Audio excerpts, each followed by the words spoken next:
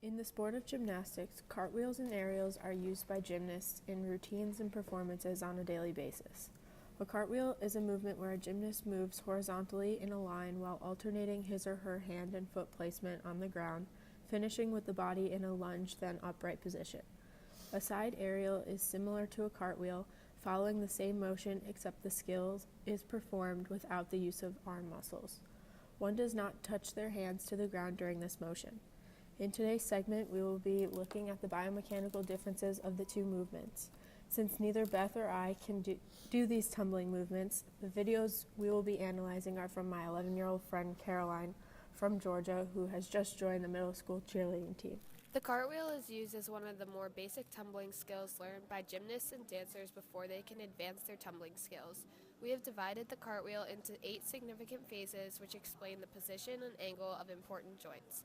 In phase 1, she starts off standing up straight and with the leading leg placed slightly in front of the center of mass. There is no pelvic girdle rotation. In phase 2, there is a simultaneous extension of the leading leg at the hip to where the foot is no longer in contact with the ground. This is a 51-degree angle between the legs, and there is a flexion of the shoulder, creating a 90-degree angle forward between the trunk and the extended arm. Also, there is no pelvic girdle rotation. In phase 3, the leading leg is now flexed with the majority of the weight on it. Her planted ankle is dorsiflexed, forming a 76-degree angle at the ankle joint. The leading arm is just about to come in contact with the ground, while the back leg and arm are both in the air. The second arm is preparing to come in contact with the ground, while the second leg is preparing to propel forward in the air. The trunk has a left lateral pelvic girdle rotation, forming an angle between her abdomen and anterior compartment of her thigh at a 36-degree angle. In phase 4, both arms and the leading leg are all in contact with the ground. Each limb is fully extended. The planted foot is plantar flexed, about to move off the ground and into the air with an 130-degree angle at the ankle. Between her legs is an 120-degree angle. The trunk has a left lateral pelvic girdle rotation, forming an angle of 75 degrees between her abdomen and the anterior compartment of the thigh.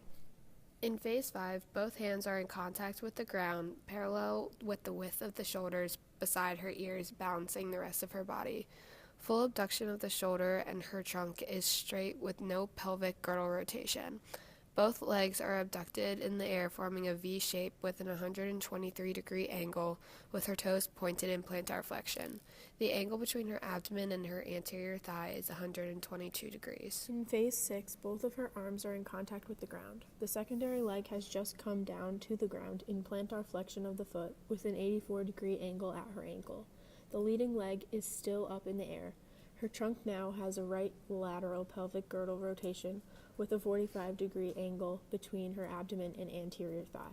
In phase 7, both legs are now in contact with the ground and both arms have been lifted, releasing contact with the ground.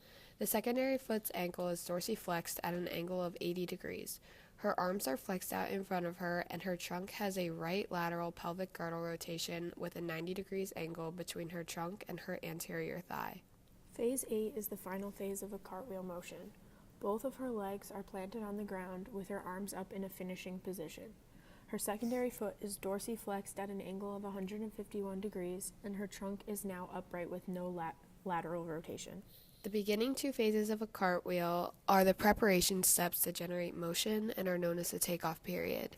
In preparation for a cartwheel, the subject lifts her leading leg and her arm simultaneously. At this point, she then pushes off the ground with her secondary leg, creating enough force on the leading leg and momentum from the lift of the secondary leg to carry the movement throughout. At all phases of the cartwheel, there is one extremity in contact with the ground, hence there is no flight period. The recovery period is similar to the takeoff period, but the body is facing the opposite direction from the start. Both legs are firmly planted on the ground, and the arms are thrown up in full extension above her head to regain balance. The aerial movement is a more advanced tumbling skill. Once one masters the steps of a cartwheel, the aerial movement will be easier to learn. In other words, an aerial is the same movement as a cartwheel without the use of arms. One simply rotates the same way as a cartwheel, but the arms are tucked into the body instead of being used to push off the ground. In the cartwheel, momentum is maintained by this arm force, but in an aerial, The power needs to be built up before the flight period. We have broken up an aerial into 8 important phases. This phase is the beginning standing phase. She positions her body standing straight up, getting ready to jump into the takeoff portion of the aerial. During phase 2, Caroline is in a running position as she builds momentum to leap into the air. With this, her knees are both bent and her mass is moving in a forward motion. Her right foot is plantar flexed with an 143-degree angle at the ankle, and her left foot is dorsiflexed with a 66-degree angle at her other ankle. This phase is the leap phase. This is necessary to create enough force to carry the body fully through the movement without using the arms as a transporter of momentum. In this phase, the shoulders are in full flexion with the arms fully extended above the head. Both legs are off the ground. The right hip and knee are fully flexed, tucking the right leg up towards the abdomen. The right ankle is plantar flexed at a 115-degree angle. The left leg is still extended and is used to push forcefully off the ground. The left foot is plantar flexed and the ankle is at an angle of 144 degrees. In phase 4, only the right foot is in contact with the ground. Her leg is slightly bent at the knee with her ankle dorsiflexed at an angle of 107 degrees. Her left leg is off the ground with an extension at the hip. Her ankle is plantar flexed at a 90-degree angle, and her trunk has left lateral pelvic girdle rotation at an angle between her trunk and anterior thigh that measures 41 degrees. In phase 5, only her right leg is on the ground, about to be lifted. Her foot is extremely plantar flexed, and her ankle is at an angle of 152 degrees. Her abdomen to her anterior thigh angle measures 60 degrees. This stage shows the critical difference between a cartwheel and an aerial. Her arms are tucked up close to her body with elbow flexion instead of elbow extension to the ground like in a cartwheel. In phase 6, all extremities are off the ground in full flight. Her arms are flexed at the elbow and tucked close to her side. This increases her rotational momentum by decreasing the radius of her upper body. Her left ankle has slight dorsiflexion at an angle of 84 degrees. In phase 7, both legs are in contact with the ground. The right foot is slightly plantar flexed as it comes into contact with the ground, and the ankle is at a 101-degree angle. The body weight and forces are being shifted onto the right foot as they are slightly dorsiflexed at a 65-degree angle at the ankle. In the final phase of an aerial, the momentum she has built up in the beginning was carried through the motion, allowing her to push her upper body back into an upright position in the final phase. Standing up straight, she is in a similar position to phase 1, but her body is facing the opposite direction. She is also beginning to decrease the force on her legs by increasing the time of her landing. In doing so, she swings her left foot backwards in the air while taking another step back with her ankle joint at a 97-degree angle. Phase 1, 2, and 3 can be considered the takeoff phase. This is where she's able to build up the momentum and force necessary to complete the aerial. By doing a rapid hop after a few steps of a sprint, she lifts her arms, creating momentum, and increases the force necessary to carry her throughout the full rotation. The flight portion of an aerial is in phases 5 and 6. This is when all the extremities are off the ground and the body is in rotation. Compared to a cartwheel where there was technically no flight phase due to her arms coming in contact with the ground, in an aerial, her body is in full flight with no contact with the ground while rotation is completed.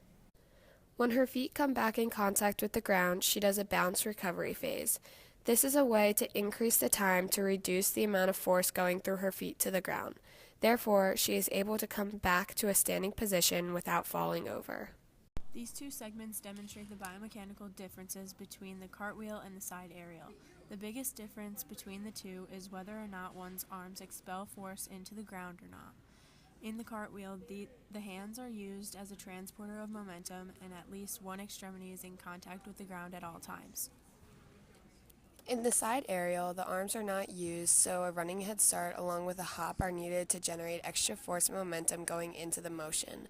In order to successfully make a complete rotation and land standing on the opposite side of the starting side, the running head start and the lifting of the arms above the head allows for an increase in momentum that carries through the rotation. Thanks for watching today's segments on cartwheels and side aerials. Stay tuned for bloopers of my co-host and I attempting these movements.